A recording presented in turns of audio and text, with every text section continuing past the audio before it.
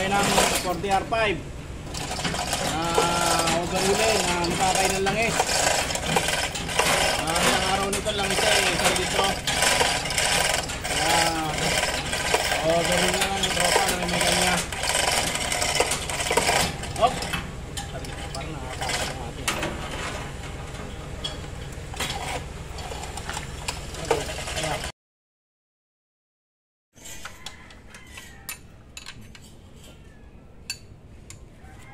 mga katropa, babaklas ako ng makina 40R5.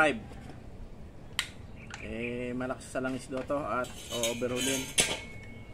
Ang isang araw nito 1 litro, kaya pa-overhaul na roto. Ito at aking unti-unti na bukas at para makita kung ano ang diferensya. Pero malamang ito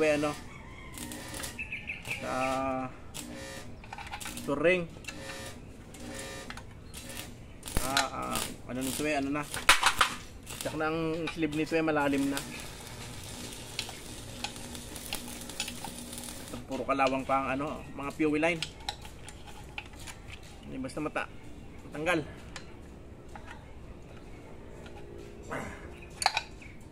Ayan.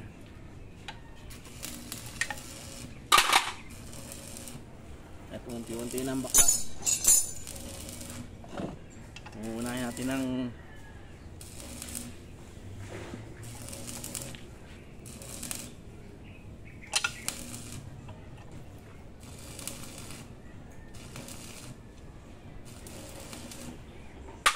anong kadalasang sira niya? Bakit nakain ng langis?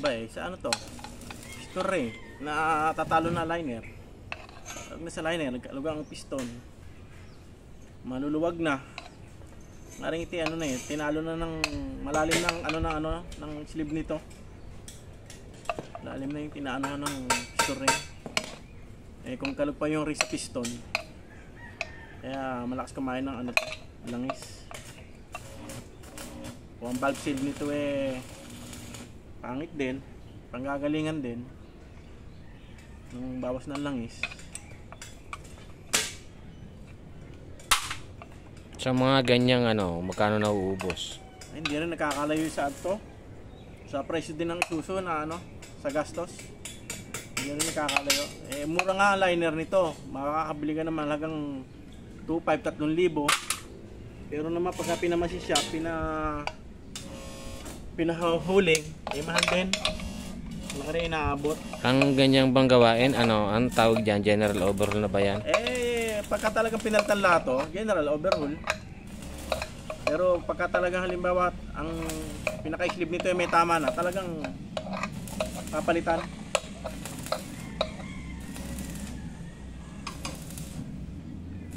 Kung ito liner, madali, nababaliktad. Ito hindi Yun ang pagkakaiba niya. Oo, yun ang pagkakaiba sa Isuzu ng mga Mitsubishi. Isuzu nakabaliktad ng liner, ito hindi.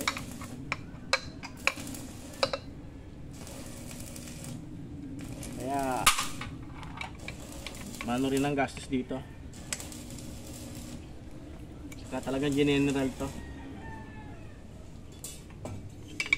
Pero pagka ito general at mga piyesa bago, matagal na to bago bumawas ng langis. Talaga pagka lahat bago. Ba't merong mga makinang 40R5 pag chine-change oil mo parang malapot masyado yung langis? Hindi, kailangan doon wag papatagalin ng langis. Para ang langis hindi hindi lumapot. Siya pag tinagalan mo bago ma-change oil, talaga maglalapot ang langis niya, maglalamutik. Hindi ba yun ang sakit ng 40R5? Hindi naman. Pag may maintenance na langis, kailangan ang langis nito talagang huwag hahayaang tumagal.